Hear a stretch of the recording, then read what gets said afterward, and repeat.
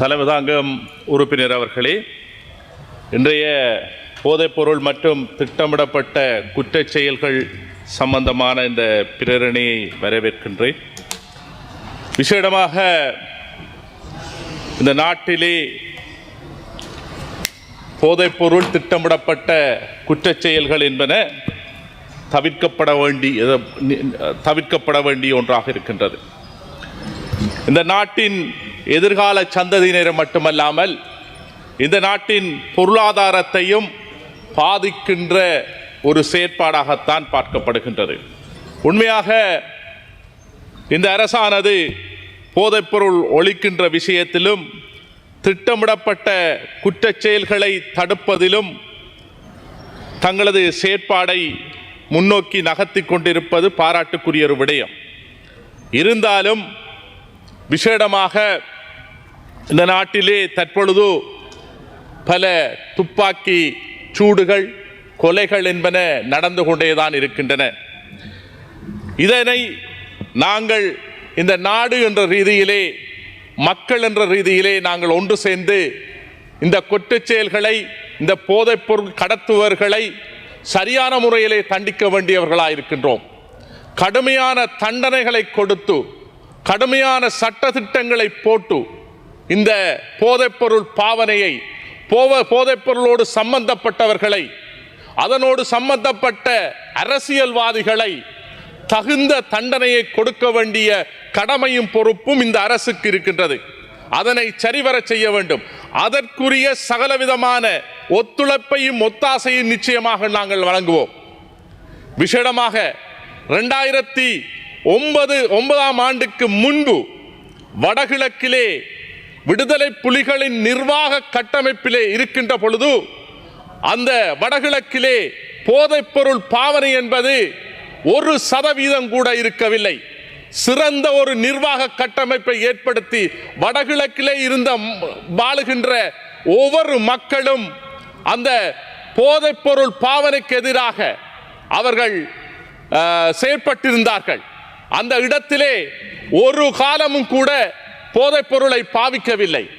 அப்படி சரியான சட்ட திட்டங்களை போட்டு இந்த நாட்டிலே அந்த போதைப் பொருள் பாவனையை நிறுத்த வேண்டிய கடமை பொறுப்பு இருக்கின்றது. அது மட்டுமல்ல, அண்மையிலே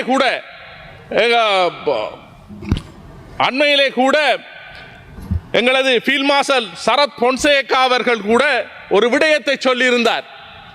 அதாவது 2009ஆம் ஆண்டு இறுதி யுத்தத்திலே வெள்ளைக்கொடியோடு சரணடைந்த பொதுமக்கள் விடுதலை புலியினரை சவேந்திர சில்வா அவர்களின் அனுமதியோடு அவர்கள் சுட்டு கொலை செய்யப்பட்டார்கள் என்று. அதனோடு சம்பந்தப்பட்ட அரசியல்வாதிகள், அந்த நேரத்திலே இருந்த இராணுவத்துக்குரிய செயலாளராக இருந்த கோத்தபாய ராஜபக்ஷ அவர்கள் தண்டிக்கப்பட வேண்டியவர்களாக இருக்கின்றார்கள்.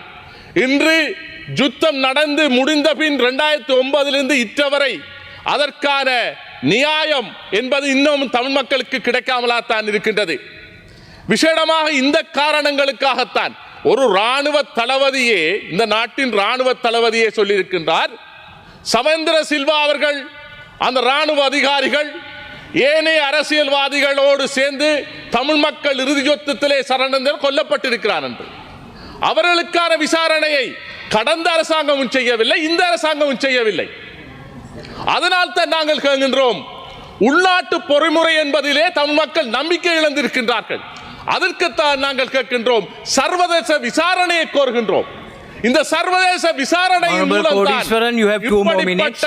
நபர்களை, இதோடு சம்பந்தப்பட்ட எத்தனையோ இராணுவ அதிகாரிகள் இருக்கின்றார்கள், அரசியல்வாதிகள் இருக்கின்றார்கள். இவர்களை கண்டிக்க வேண்டும் என்றால், இவர்கள் குற்றமிழைத்தவர்களை நாங்கள் தண்டிக்க வேண்டும் என்றால் உள்நாட்டு பொறிமுறை மூலம் அது சாத்தியப்படாது என்பதனை இந்த இடத்தில் தெளிவாக கூற விரும்புகின்றேன். அதன் அடிப்படையிலே தான் நாங்கள் சொல்லுகின்றோம், சர்வதேச விசாரணையை நாங்கள் இந்த இடத்திலே கோர வேண்டியவர்களாக இருக்கின்றோம். அது மட்டுமல்ல,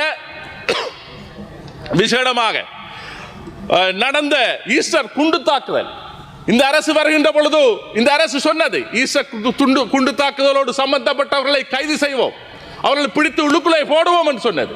ஆனால் இற்றவரை அதற்கான அந்த நியாயம், அந்த மக்கள் இழந்த உயிருக்கு இழப்புக்கு இந்த நியாயம் இல்லாமல் இருக்கின்றது. ஏனென்றால் அது சம்பந்தப்பட்டவர்கள் சில ராணுவ அதிகாரிகள் இருக்கின்றார்கள், அரசியல்வாதிகள் இருக்கின்றார்கள். அவர்களை தண்டித்தால் இந்த நாடு பிரளயம் அடையும் என்ற பயம் இந்த அரசுக்கு இருக்கின்றது. ஆகவே இந்த அரசு சரியாக செயற்பட வேண்டும் என்றால், இந்த அரசு சரியான குற்றவாளிகளை தண்டிக்க வேண்டும் என்றால், இந்த அரசு அதற்கு கவனம் எடுக்க வேண்டும். அதன் அடிப்படையிலே இந்த அரசு இதனை செய்யும் என்றால், கடந்த கால அரசு எப்படி மற்ற அரசுகள் இருந்ததோ அதே போலதான் இந்த அரசையும் நாங்கள் கணக்கிடுவோம். ஆகவே இந்த அரசு அதற்கான நியாயமான தண்டனை உரியவர்களுக்கு கொடுக்க வேண்டும் என்று இந்த இடத்திலே கேட்டு விடைபெறுகின்றேன்.